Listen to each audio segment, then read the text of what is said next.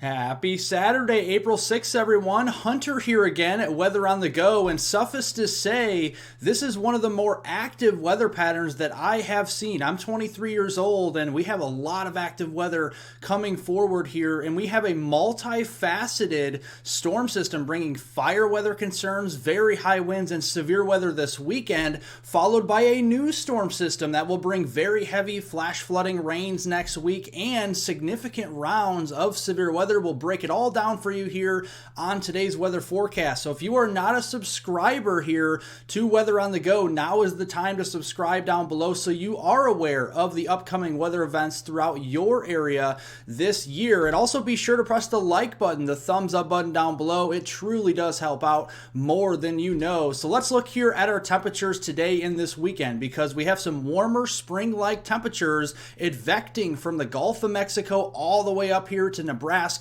western Iowa here today, and a larger area of more spring-like temperatures across the central and south central U.S. as we go into tomorrow on your Sunday. And that is actually going to coincide with our next storm system. So here's your 500 millibar height anomalies. This is a trough in blue. The oranges and reds, those are ridges. That typically means the troughs, active weather, the ridges, drier weather, and a lot warmer weather. So looking here at our trough out west, we do see that starting to move into the Four Corners region. That will advect north and eastward and eject north and eastward into portions of the Central Plains today and into the upper Midwest on Sunday. And this is actually going to be bringing dynamic weather with it, as it is a negatively tilted trough this weekend. So let's look at our weather alerts across the country here on your Saturday. And we have a lot of them here. We have some freeze warnings out here across the Ohio River Valley. Temperatures waking up below freezing with some vegetation problems over here as they could freeze as we go through the morning. We also have red flag warnings and high wind warnings, wind advisories across the middle of the country, and that is part of a very active weather pattern that we do have. Let's look at our wind gusts today across portions of the middle of the country, and looking here at the Dakotas, Nebraska, down into Kansas here, Oklahoma, the Texas Panhandle, very windy conditions. Wind gusts easily over 50, perhaps over 60 miles per hour here as we go through today, and those are why we have high wind warnings and wind advisories. But also a concern with the wind is dry soil down here, especially into the southwestern plains and really into New Mexico today. Look at the relative humidity percentages down into the single digits above zero here. You can see 9s and 10%. So very dry soil, very dry atmosphere, and the fire weather concerns are real. We do have extremely critical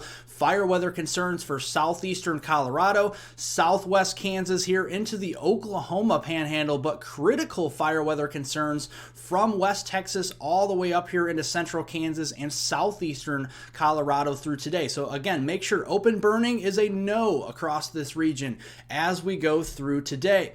Also, another concern with this storm is severe weather. There is a slight risk of severe weather on the latest day one Storm Prediction Center outlook here, which does indicate here across portions of Nebraska into Kansas with the highest potential for severe weather today, but that marginal risk, that level 1 out of 5, does extend down into eastern Oklahoma near the Tulsa and Bartlesville, Oklahoma region through the day. Let's look at the setup. So our dew point temperatures here will be advecting northward into the 50s all the way up here into southeastern Nebraska. Very skinny, very narrow warm sector, very sharp dry line though, folks. We're talking about dew points literally miles away from the 50-degree dew points into the teens. So a very sharp dry line, which is going to provide that lift for those storms, lifting those air parcels. And you can see the instability is not overly strong today, only talking around up to 1,000 joules per kilogram, but this time of year you don't need that much instability, especially when you couple with a very strong low-level jet here. This is cranking here out of the south-southeast around 60 knots, especially into Nebraska and Kansas, and that's why we do have a slight risk of severe weather and the potential for tornadoes. This is from Nebraska down into Kansas and northeastern Oklahoma. We have a 2% chance chance of a tornado today across these areas. So let's talk timing. This morning, very quiet. The low pressure system back here towards the Rockies and on the lee side of the Rockies at that.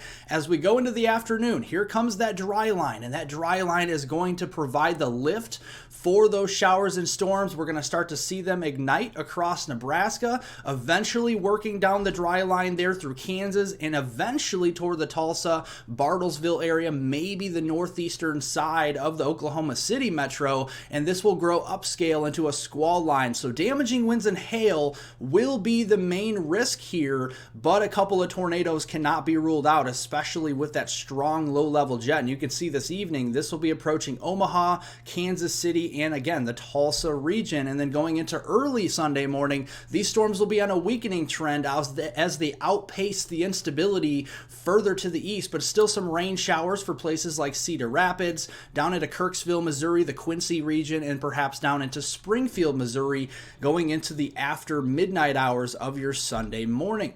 Then as we go into Sunday, that marginal risk of severe weather shifts east. We have that across downstate Illinois, southwestern Indiana, down through portions of the mid and lower Mississippi Valley here, and this does include another risk for a tornado or two across this region from southern Illinois all the way southward through northern Louisiana here.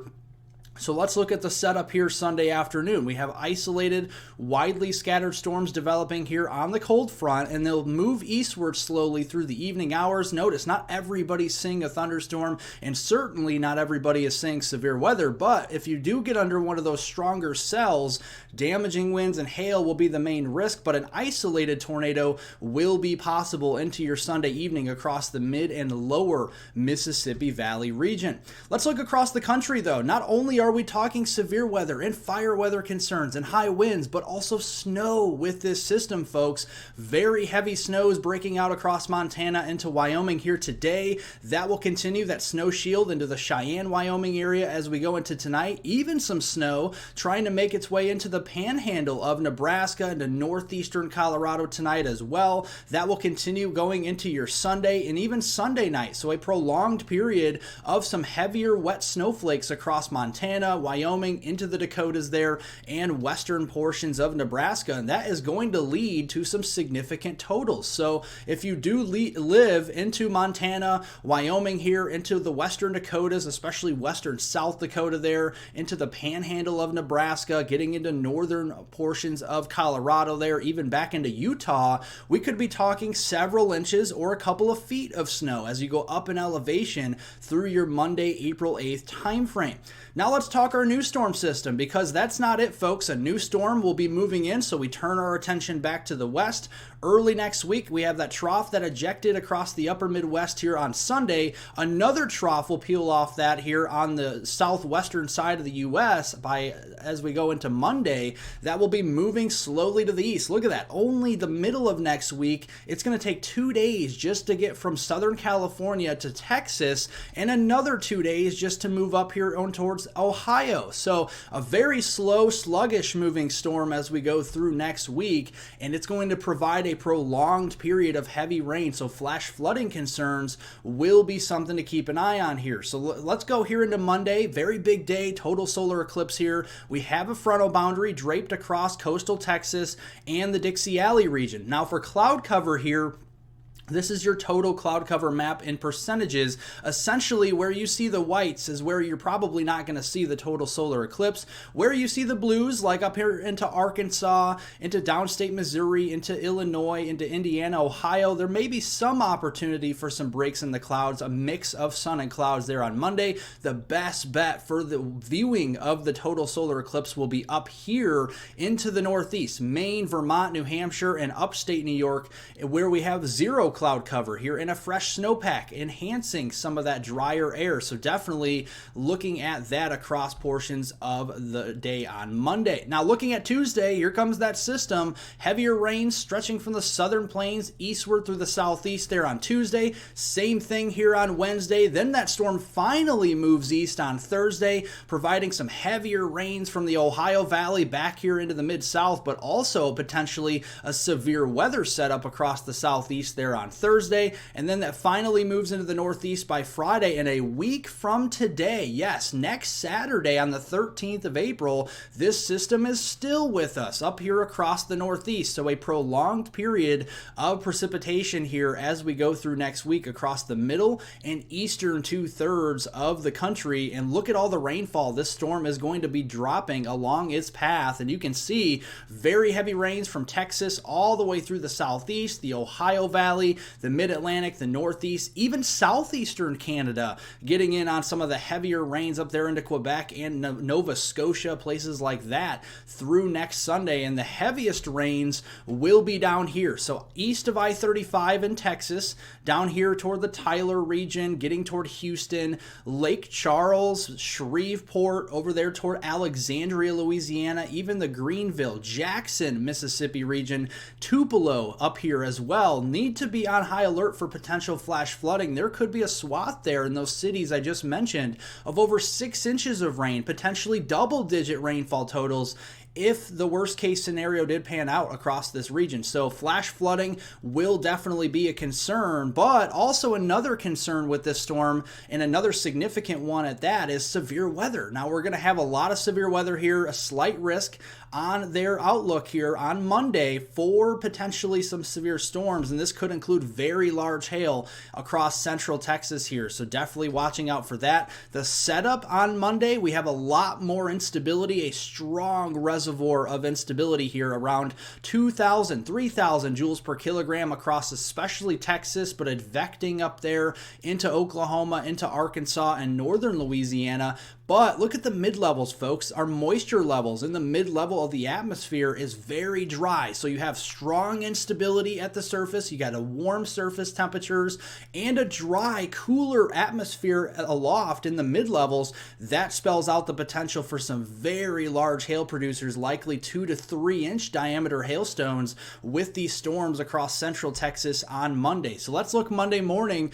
Already seeing storms breaking out from Mississippi back through Louisiana, maybe back building toward Houston there on Monday morning. If anything, these storms would be damaging wind and hail producers. I'm more concerned about the afternoon as we light up the radar here from central and east Texas eastward through Dixie Alley here, and we could be seeing widespread severe weather concerns, including the potential with these supercells in central Texas for very large 2 to 3 inch diameter hailstones Monday afternoon and Monday evening here. And I wouldn't even rule out the potential for a few tornadoes as well, as we have a lot of moisture in place at the surface, a lot of instability, and that low-level jet increases into Monday evening. Then as we go into Tuesday, yes, this is a different outlook from the Storm Prediction Center, different day, and the same area, essentially in the severe weather risk on Tuesday. That shifts east into the mouth of the Mississippi River on Wednesday, so East Texas, east of I-35, into southern Arkansas, Louisiana, Mississippi, and western Alabama on Wednesday. Then as we go into Thursday, this is more for North Florida, southeastern Alabama, south central Georgia, on up into South Carolina here on Thursday. So definitely a very active go of it over the next several days. A lot to cover here in the forecast. So make sure you are subscribed to Weather on the Go so we can keep you safe this weather season here moving forward throughout the year. Also be sure to press the like button, the thumbs up button down below. It helps out more than you know, and I hope everyone has a wonderful weekend out there.